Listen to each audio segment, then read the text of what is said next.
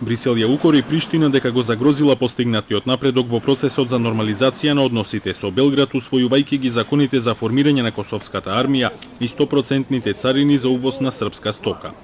Писмото е подпишано од високата представничка на Европската унија за надворешна политика и безбедност Федерика Могерини и еврокомесарите за трговија и за проширување Сесилија Малстром и Јоханес Хан.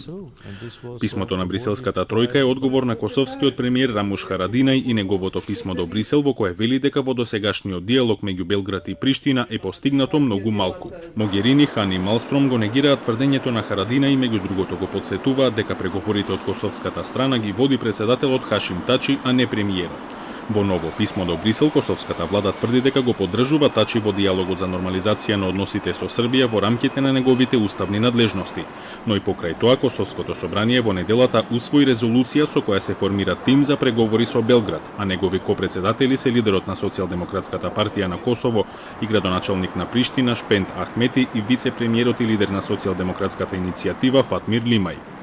Денешната преписка меѓу Харадина и Брисел следува по синоќешната седница во Советот за безбедност на Обединетите нации, која ја побара Србија по одлуката на Косовското собрание да ги трансформира безбедносните сили во армија.